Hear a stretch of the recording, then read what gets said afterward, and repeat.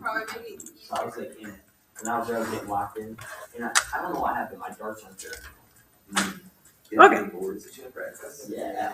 So we're starting chapter 5, which is probably the shortest chapter that we have. I think there are 4 sections of chapter 5. I don't know. I would love to squeeze it in before spring break. Yes, please. Because I don't really want us. Is that like 2 or 3 weeks? Yeah. 2.5. This is what I would like. You can tell me.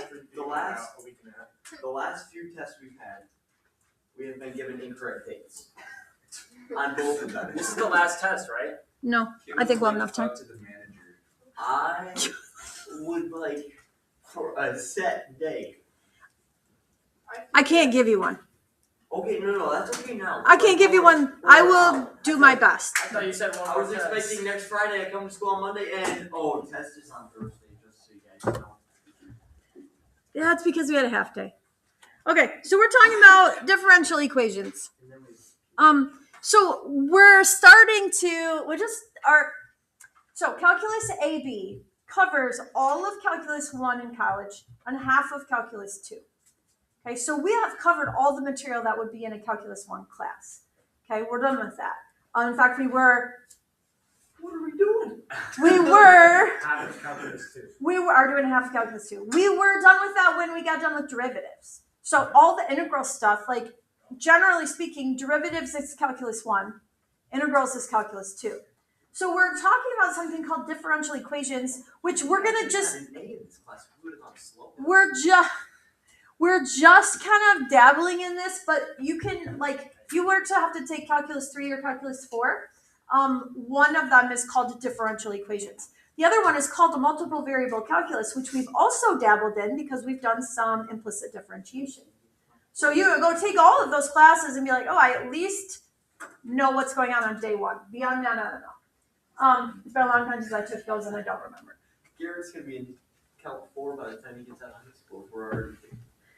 Okay, so it only counts for Calc 2 because it's not very much beyond this, honestly. I don't know. Are you thinking about not doing it?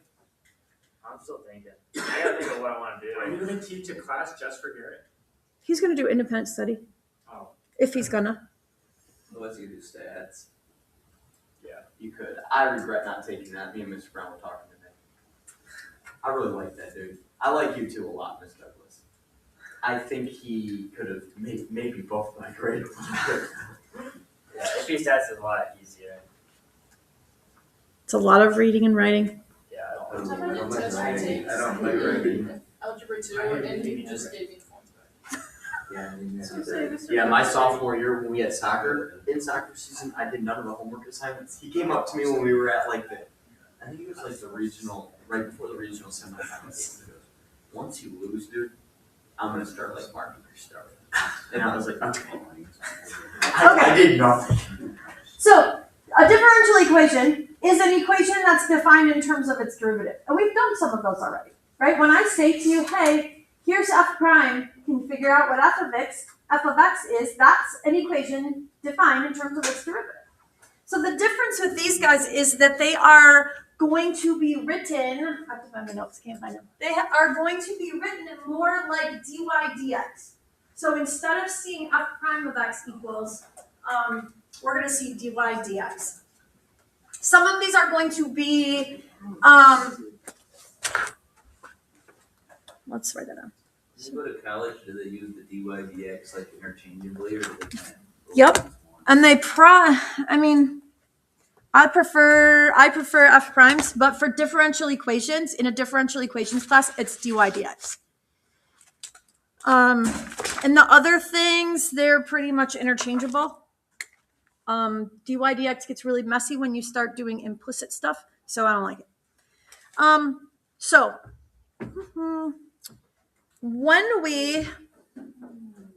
it's almost always dy dx. That's what that is. It's almost always. So when we find y in terms of x, that is called solving the differential equation.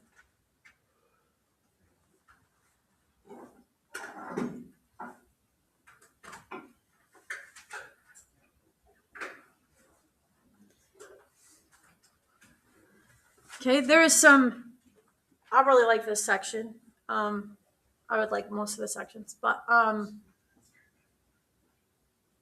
there's some voodoo math going on in this one that makes me really happy. Oh yeah. Okay, so these are going to be what we're talking about today. We're going to start with some story problems. I'm going to teach you the process of solving differential equations. So we're going to write that down. There's 3 steps. And I will explain these later, but separate, integrate, and solve.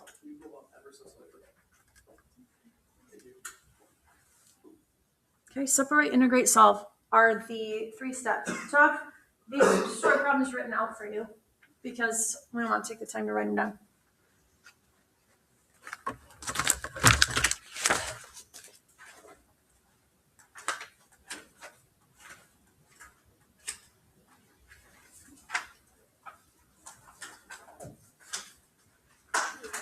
This is one of my favorite chapters. We are going to get into some math or some stuff that's actually real life applicable. Like Instagram posts. Like Instagram, yes. So we always have to really bad off this. I'm gonna miss those days. I got it. No, it's okay. I'll record for you, but you got to watch it. Yeah. Oh, I watched it. I did learning is not the first system.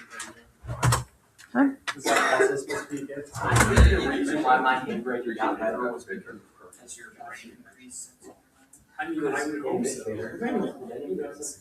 I have misparents. like we were the only class that actually did the cursive, and it made my handwriting a lot better because she made you do it perfect. Like I remember we had to trace this stuff, and she like you had to do it perfect. What was her motto? She had a motto that she always referred to as 7. She had a lot of mottos. Went to the Christian I don't schools remember. up there, and I feel like we did cursive all the time. You also learned Spanish before you learned English, so. I didn't do the Spanish program. Okay, so here you go. Couple things. Because all of these are going to be wordy type problems. Not all of them, but for the first lesson, they're wordy type problems. And we will be doing ones where we're writing an equation from words and solving. This is, please don't freak out, okay, because it's not hard. When you see the words directly proportional, this means that you're going to multiply by k. K just represents a number. It cannot be c though, because we're already using c for something else, right? You're already using c when you do plus c's. So k just represents a number. And it's called, like it has a name, it's called the constant, so it's a constant, constant of proportionality. Okay, which relates, right? It's a number, it's a constant. We're talking about directly proportional. Dude, I know. These are not chemistry K constants. There's a million chemistry K constants, and they're all the same, but they're all different. Every letter in chemistry is K. I'm so sorry. For literally no reason. K is just a great letter for. Yeah, it's K for chemistry. For sure. Okay, so on your paper, when you start looking at problems, especially because we know we're doing differential equations, you want to look, you've got some information in here, but you want to look at the fact that constant of proportionality. Okay, it says the rate of change of population is directly proportional to the population. So a differential equation, I said, is defined in terms of its derivative. This is what our function is defined as. Okay, so rate of change of population is going to be dp dt. Okay, big P for population, T for time. All I've done there is define my x and y variables, right? So change in y over change in x. That's the rate of change of population, is population over time. Rate of change of population. Wait, y over x. Y over x always. Slave slope. dy dx. Yep, like dy dx, just like so. So rate of change of population, that gives me this bit here, is directly proportional, which means I need a what? K. To the population. What represents population? P. So that is the differential equation. So we've just written the differential equation. Now we need to solve the differential equation. So this is where I need you to pay attention, okay?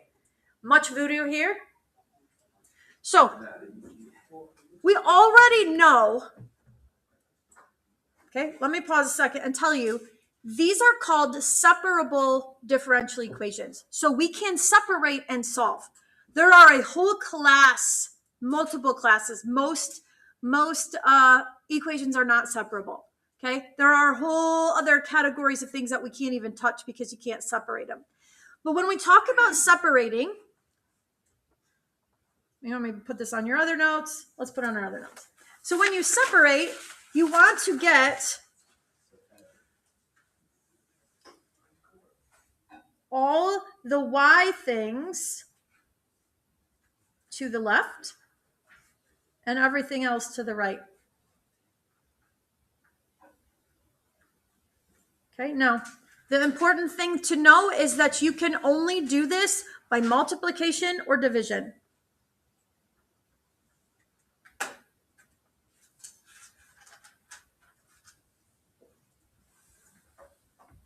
Now, I will tell you this, not just to toot my own horn, but I teach this really well and people get these right. So, like, pay attention. If you can think in your head, separate, integrate, solve, you've got the steps. The process that we do is usually like 6 points on the AP test, on a free response question. Okay, and so if you can do, they give you a whole lot of partial credit. Like if you can do the first step, they're going to give you a point. Like literally one. If you put a plus C, where do you get the plus C? They're giving you a point. Like there's so many points available on this one. This is a good way to get points on the AP test. So we need our Y things. Our Y things are P's in this case. We need to get our P things to the left. So how do you need to get this guy to the left? So we're actually going to multiply by 1 over P, which is the same as dividing by P. It just makes our life easier later.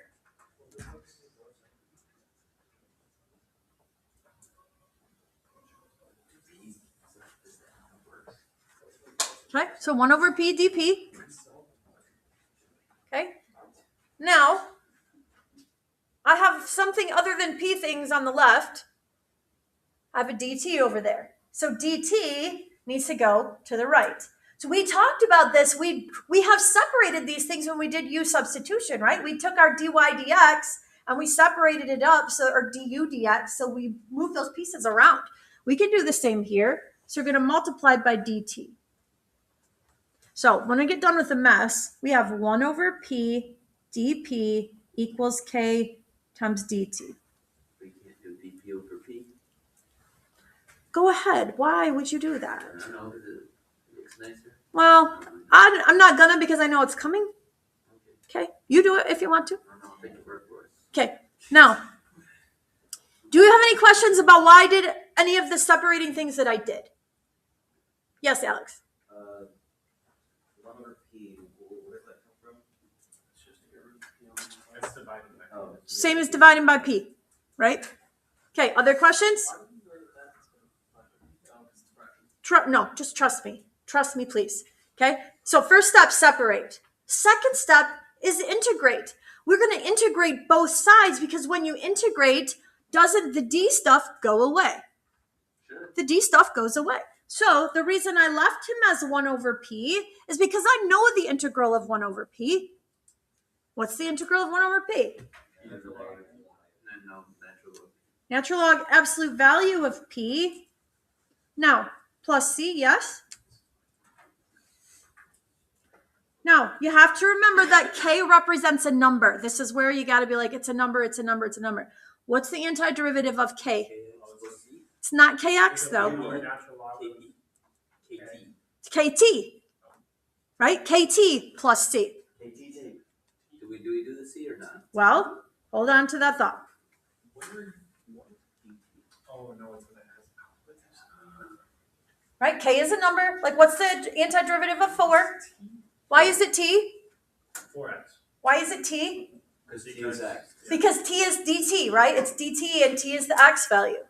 Now, this is where a little bit of voodoo math comes in. So that's 2 steps. Separate, integrate. Separate, integrate, 2 steps. Last one is solve. We have to solve for y. However, here's where voodoo comes in. I have to get p by itself. So this is the step of all the voodoo. I'm going to subtract c from this side. So I have natural log absolute value of p equals kt. So we don't even need to do the C's because they'll just. Go Well, away. I want you to stop a second. What is plus c minus c? It's not. Why is it not? Value. Plus C minus. I don't know. They could be, they're not guaranteed to be the same number, right? Would it be C2 or something? No, it's just c. Why? Why can't Put a c2, but you're just making your life miserable. Why can't it be C1, C2, like This is just C3 like- because it's a different number? Don't make your life miserable. So listen, So you're minusing C, so you don't get rid of it? so listen, I want you to think about, listen to me. Oh, That because is- C can be a negative, so when you're plusing. So a constant, any constant, minus some other constant, It's gonna equal constant. is going to equal a constant. It could be 0, it could be 10, it could be negative 30, but we don't know. But we, C there? it leaves the c there. So c is kind of Oh, but only on one side. only on That one's gone. only on one side. So listen, here's the deal. We just don't put it on the left side to start with. We just put it on the right side. Yeah. Right? Because you know you're going to move it anyway. Okay? Now, so that's voodoo number 1. That a constant minus a constant is not necessarily the same number because those C's could be different. If you want to go subscripts like David's talking, you can, but you're going to get in the weeds real fast. It's a lot of C's. It's a lot of C's. Okay? Now, Isn't it? we're solving for P. We got a lot of work.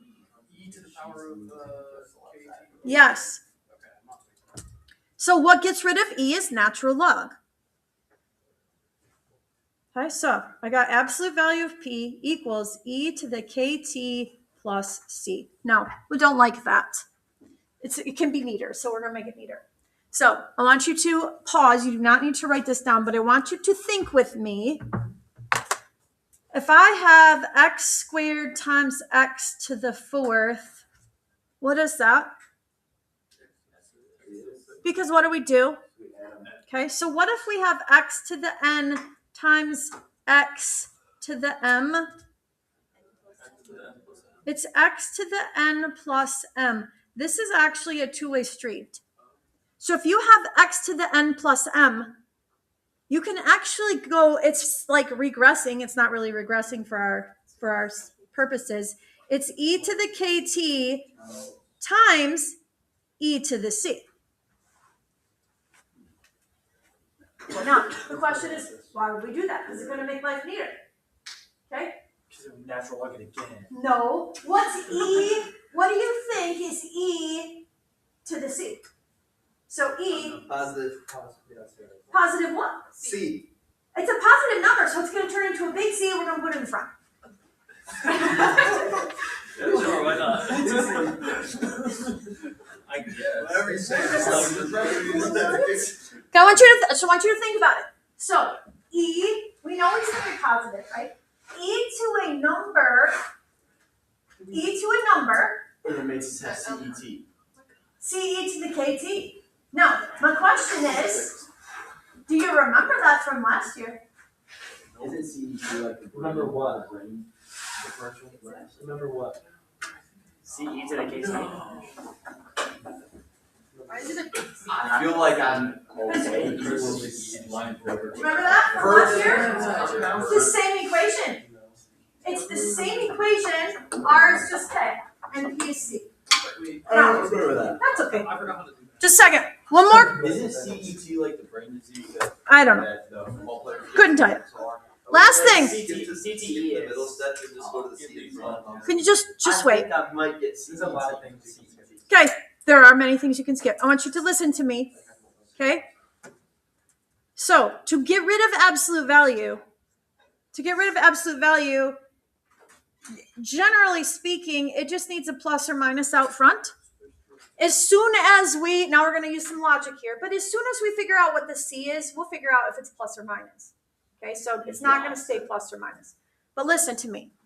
We are talking about population of people. Population of people. Is that ever going to be negative? Can't have negative people, so in this case, you can actually eliminate the plus or minus. Dude, this has But we're like 10 finding steps. rate of change. No, we were given the rate of change, and we have just found the equation for it. This is a general equation because it has the C in it. So tomorrow we'll talk about how do you finish it up and get the particular equation. I want to go back. That was the key.